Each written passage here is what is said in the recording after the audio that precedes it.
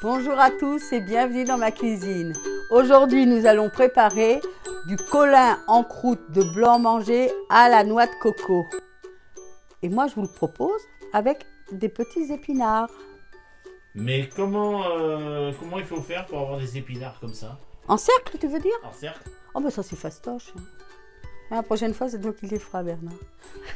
Un cercle, si vous n'avez pas de cercle, vous enquiquinez pas, vous prenez une petite tasse. En dessous, j'ai mis une tranche de pain. J'ai bien appuyé pour lui donner l'empreinte. Dessus, j'ai mis mes épinards frais, cuits, juste salés, poivrés avec un peu de beurre. J'ai bien appuyé, bien entassé. Et puis voilà, il faut laisser reposer. Quand on a besoin de les faire réchauffer pour servir avec le poisson chaud, ben on va pouvoir le mettre, le cercle ou la tasse, dans le four avec le poisson. Bon, par contre, vous n'oublierez pas d'enlever le cercle avant de servir, on ne sait jamais.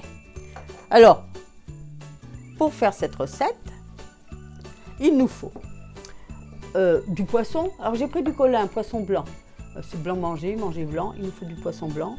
Du colin, vous pouvez prendre n'importe quel autre poisson. Pour une personne, à peu près 120 grammes.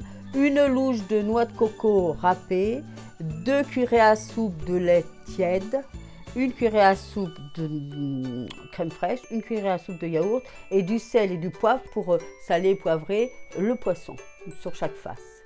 On est prêt? On y va? Allez, on va commencer par faire le blanc-manger parce que c'est le principal. Alors, on a l'habitude que le blanc-manger soit une recette sucrée, un entremets sucré et gélatiné. Le mien n'est ni sucré ni gélatiné.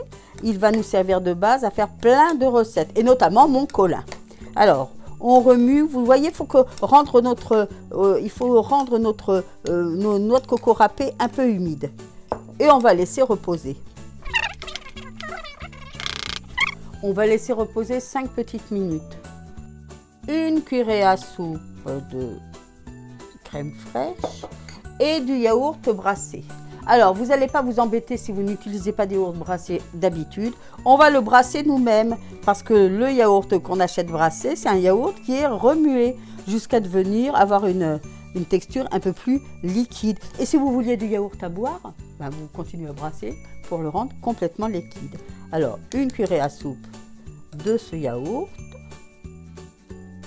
Oh, un peu généreuse, allez hop. Et on remue. Et alors là, on va avoir comme un petit amalgame, ça va devenir comme une sorte de crème, d'une pâte. Voilà, c'est exactement ce qu'il nous faut, une pâte. Un peu humide. Je ne sais pas si vous vous rendez compte de la... Vous voyez? Voilà, une vraie pâte. On va la laisser reposer un petit peu, comme ça, tout va bien s'amalgamer. Et on va préparer notre poisson. Allez, hop! Salé poivré. Oh tiens, une petite astuce. C'est beaucoup plus facile de saler, de poivrer le plat et de mettre notre poisson dessus. Et après, on salera et on poivrera la deuxième face.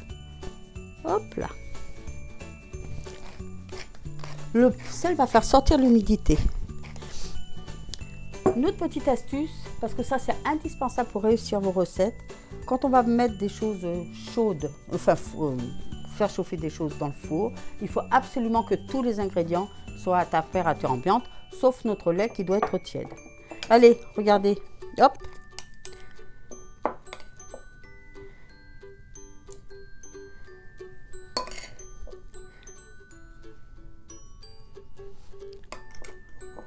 Hop, j'en ai mis à côté.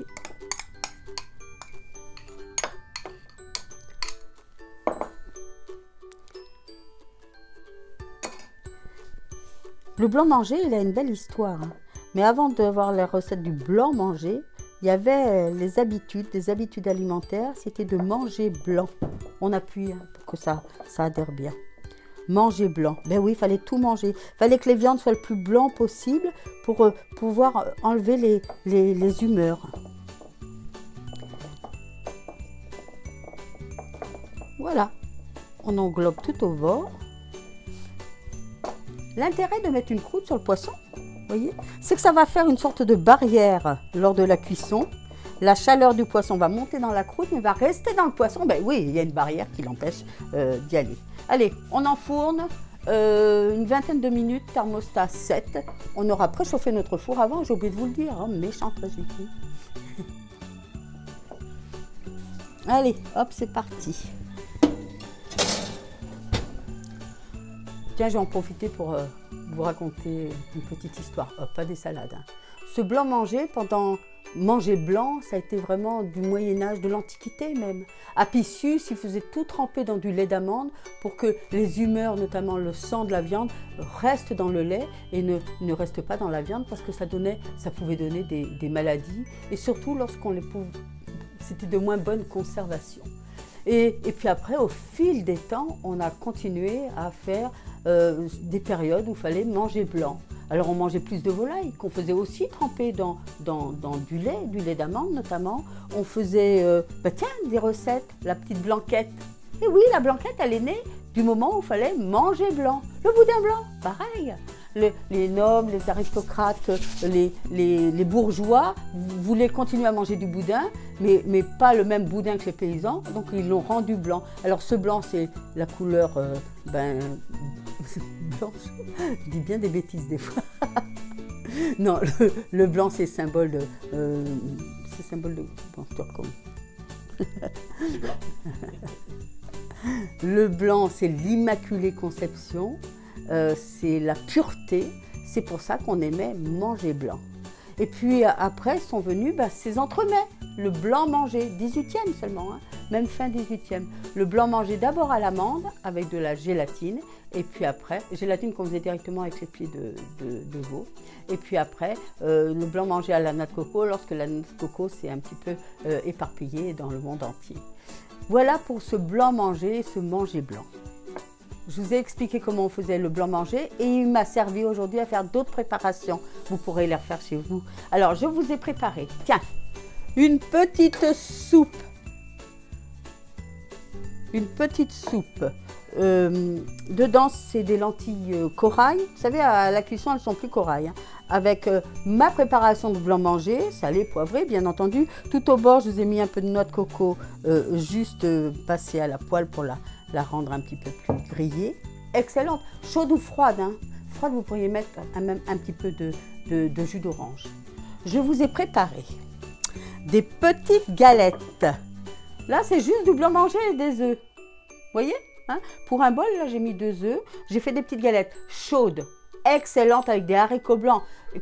Faites-moi confiance, c'est des haricots blancs avec des petits oignons là, qui ont un petit peu de jus. Vous pourriez même rajouter du jus de la noix de coco, hein, de la crème de coco, et ces petites galettes avec, ou même ces petites galettes, donc elles sont ni sucrées ni salées, ces petites galettes proposées en apéritif. Il y a longtemps que je n'avais pas parlé de l'apéritif, tiens.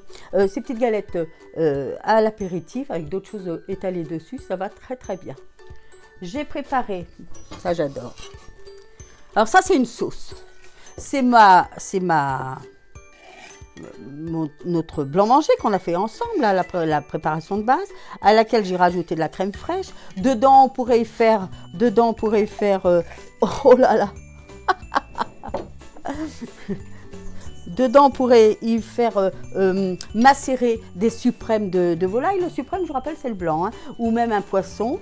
Et puis après, on va la faire chauffer et mettre sur le poisson, c'est excellent. Et je vous ai fait un de mes desserts préférés. Alors, blanc manger, il y en a en dessous, là. De la banane qui est juste mixée. J'ai remis du blanc manger dessus. Un petit peu de citron, zeste de citron. La noix de coco râpée qui est torréfiée sur le dessus. Ça, j'adore. C'est excellent. Et puis, sur France Bleu, vous pouvez retrouver en podcast ma recette de blanc manger à la noix de coco. Voilà. Qu'est-ce que tu vas prendre, toi, Bernard? Tiens, il faut que je nettoie les... Le poisson. Le poisson, d'accord. Et pas de dessert. Donc moi, je vais prendre ma petite soupe. Alors, je vous dis à bientôt. Merci de nous rejoindre sur la chaîne. Vous pouvez toujours poser des questions, envoyer des messages. J'essaie d'y répondre à chaque fois. Et puis, vous abonnez-vous parce que c'est gratuit. Alors, je vous dis à bientôt pour de nouvelles aventures culinaires. En attendant, belle cuisine à tous.